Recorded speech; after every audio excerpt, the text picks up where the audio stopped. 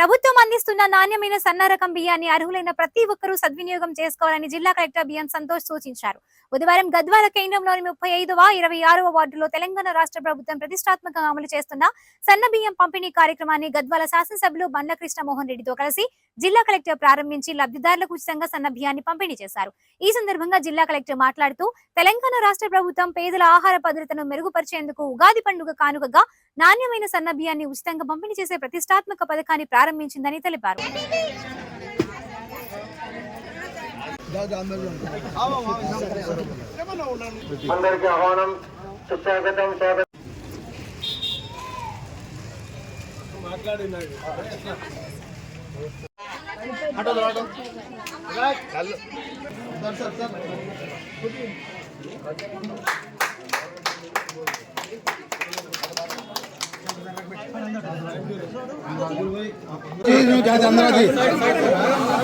ఒక్క నిమిషం ఆగండమ్మా, 2 నిమిషాలు.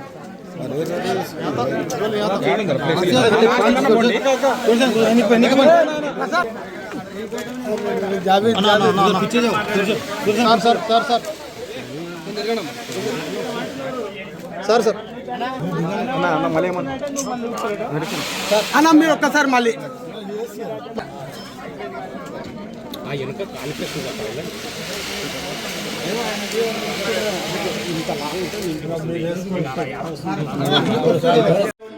బియ్యంతో భోజనం చేయాలనేటటువంటి ఆలోచనతో పేదవాళ్ళని ఆకలి తీర్చాలనేటటువంటి ఆలోచనతో ఈనాటి ముఖ్యమంత్రి గౌరవనీయులు రేవంత్ రెడ్డి గారు ఈ సన్న బియ్యం పథకాన్ని ప్రారంభించుకోవడం జరిగింది.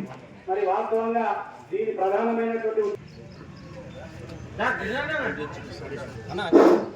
మనకి ముందు రొట్టె బియ్యం ఉండేది, ఇప్పుడు ఎక్కువ మంది సన్న బియ్యమే కన్స్యూమ్ చేస్తున్నారని ప్రభుత్వం కూడా సన్న బియ్యమే ఇస్తున్నారు.